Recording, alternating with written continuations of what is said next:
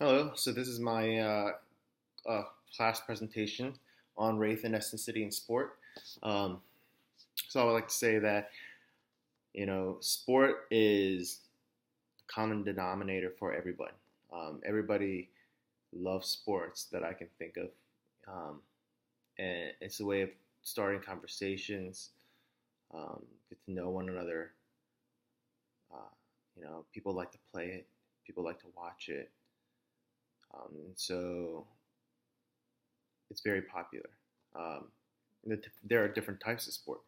People might just think in the U.S., football, basketball, baseball, but there's also like volleyball. There's also NASCAR, Formula One racing. There's archery. There's taekwondo, UFC, snowboarding, chess, cheerleading. There's a lot of things that are considered sport. And I keep naming them all, but those are just some examples. And in the United States, um, as a country, we are very diverse. Um, and that's what I love about this country. That you know, it's just a mixture of everybody in this place, in this country. But the one thing that is not diverse is in sport. Um, Mainly in this chart that I found, it shows in like baseball, it's a majority of whites, soccer, majority of white, hockey, majority of white, but in football and basketball, it's a majority of blacks. Um, there's not that many Asians. They are all some Latinos, well, Hispanics um, that are playing in baseball and soccer, not much in the other one, sports that I recently just said. Um, so I am wondering why, because I am a Korean American, why there aren't many Asians playing in sport professionally. The only thing I can think about is, basketball. There's like, I believe there's like, I can think of two other players that are Asian. Baseball, there are, several. There's a handful. Um, Soccer, there's a handful. But you don't really see anything in football. If you do, they're like mixed. Uh, so I wanted to see why, and hopefully I can see later on in the years I can see more Asian people playing professionally. Um, so hopefully I can be able to understand that reason, and maybe it's the reason of race and the meaning of the way they look, their stereotypes on it. Um, a lot of times people use stereotypes towards Asians that they are not as athletic.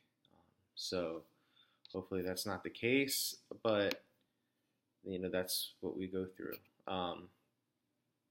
A movie that correlates with this is the movie 42, Jackie Robinson.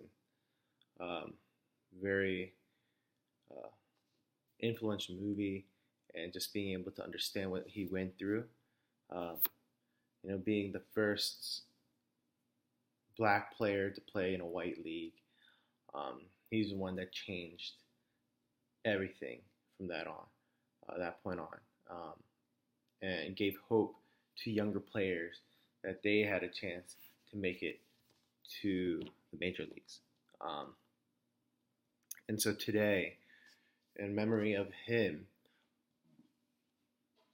every game that's on April 15th, everyone wears the number 42. And number 42 is the only number that has retired throughout all of baseball. And it's just great to see how people wear it, and to show their love for the game and how Jackie Robinson changed the game. So some of the current issues I see there, how there's still racism going on in the world. The most recent one that people have been talking about is Mexico and how they slanted their eyes and thanking South Korea for beating Germany in the World Cup qualifying matches. Um, because Korea won, Mexico advanced to the eliminating stage. Um, and to thank them, they slanted their eyes. Um, why, I do not know. And that was a big backlash, even more so towards like there's TV broadcasting Telemundo. There are two broadcasters that were definitely suspended uh, because of what they did on live TV. Um, and Telemundo, gave a statement that that's not what they do, that they were sorry for what they did. Um, and another case was before Mexico, I believe in their first match, were calling out racial slurs, gay slurs, and and so the league was going to um, penalize them if they continued in the next match.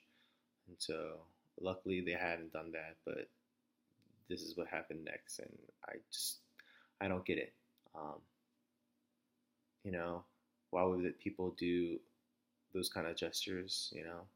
If someone did that to them, there would be a big backlash. So they can just kind of open their minds and think of what they're doing. I think it would be better off, and they would learn from it. And because of that, and because soccer is one of the sports that there are big racism, um, throughout all soccer, especially in the European League, that the UEFA Champions League has they've been partnered with FAIR, Food Allergy Research and Education, um, to help give awareness to people about racism and how it affects people and why it shouldn't be there. So that's one organization that's been helping out in Europe and helping the kids understand. And in conclusion, um, you know, I enjoy watching that movie 42, and how it stopped the segregation in baseball, and how in the past 60, 70 years since Jackie Robinson played, that it changed dramatically. Even though it has changed dramatically, and still improving, that there's still racism going on, and I'm hoping that sooner or later that one day it will stop. One day there'll be no more uh, racism going on, and they won't be looking at the color of the skin, but they'll be looking at the person, looking at how well they are, how good they are, how skilled they are, and having the best player play. And hopefully some of the players will be Asian, and if not, so be it. So that is my presentation. Thank you.